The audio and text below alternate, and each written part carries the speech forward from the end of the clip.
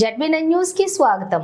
ఎన్టీఆర్ జిల్లా building constructions workers union Keesara, Gandepalli, Pendyala, Vemulapalli గ్రామ committee ఆధ్వర్యంలో ఐఎఫ్టియు మొదటి జిల్లా మహాసభ గోడపత్రికను ఆవిష్కరించారు.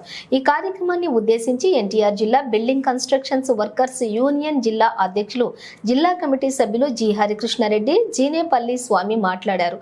ఈ కార్యక్రమంలో కీసర, గండేపల్లి, పెండ్యాల, వేములపల్లి గ్రామ కమిటీ అధ్యక్ష కార్యదర్శులు పల్లె రాయప్ప, జీనేపల్లి స్వామి, నాగులపాటి శేషాచారి, యాండ్రాతి కాంతారావు, గారపాటి నాగయ్య, కర్ల ఆనందరావు, పారా రాము తదితరులు పాల్గొన్నారు.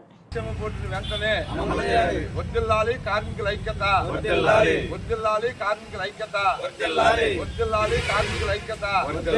కనీస వేతనం అమలు చేయాలి, అమలు చేయాలి కనీస వేతనం, అమలు చేయాలి కనీస వేతనం, సరఫరా చేయాలి ఇసుక ఉచితంగా, సరఫరా చేయాలి ఇసుకను ఉచితంగా, సరఫరా చేయాలి ఇసుకను ఉచితంగా.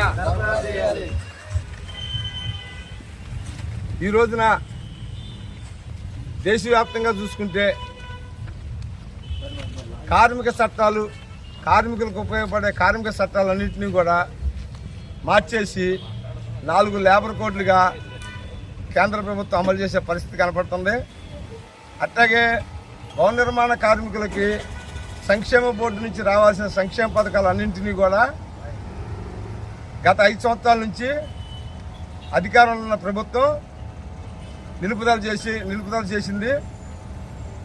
ఇప్పుడు అధికారంలో ఉన్న ప్రభుత్వం అధికారంలోకి రావడానికి ముందు భవన నిర్మాణ కార్మికుల సంక్షేమ బోర్డుని అమలు చేస్తాము, ఇసుకను ఉచితంగా సరఫరా చేస్తామని చెప్పిన సందర్భాలు ఉన్నాయి. కానీ వాటి ఊసే ఇప్పుడు మాట్లాడట్లేదు.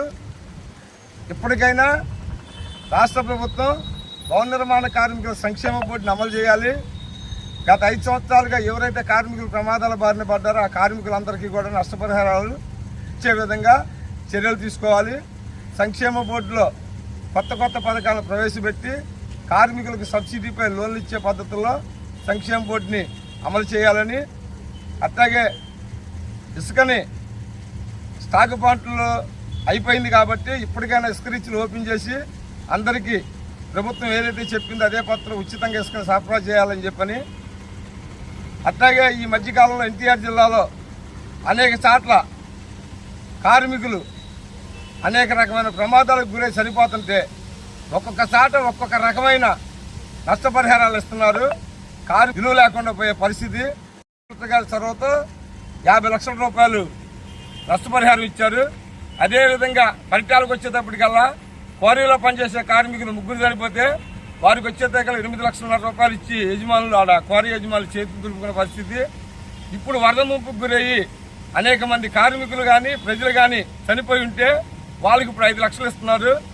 అంటే మనిషి యొక్క ప్రాణం విలువ ఒక్కొక్క సాట ఒక్కొక్క రకంగా ఉండే పరిస్థితి కనపడుతుంది.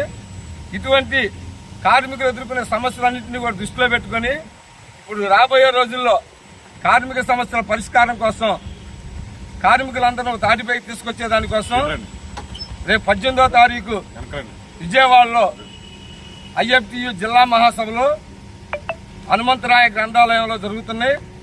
ఆ జిల్లా మహాసభలకి కార్మిక వర్గం అంతా కూడా కదిలి విజయవాడ రావాలని, దాంట్లో భాగంగానే ఈరోజు ఇక్కడ ఐఎఫ్టియు ఎన్టీఆర్ జిల్లా మొదటి మహాసభ గోడపత్రికని ఆవిష్కరించడం జరిగింది. కార్మికుల సమస్యల పరిష్కారం కోసం ప్రభుత్వం తక్షణమే చర్యలు తీసుకోవాలని, వరద ముంపుకు గురైన గ్రామాల్లో కుటుంబాలు ఏవైతే నష్టపోయి ఉన్నారో ఆ కుటుంబాలకి 1 లక్ష రూపాయలు తగ్గకోకుండా ఆర్థిక సాయం అందజేయాలని చెప్పని ఈ సందర్భంగా ప్రభుత్వాన్ని మేము డిమాండ్ చేస్తున్నాము. నా పేరు జి హరికృష్ణారెడ్డి, ఎన్టీఆర్ జిల్లా building construction workers union IFTU జిల్లా అధ్యక్షుడు.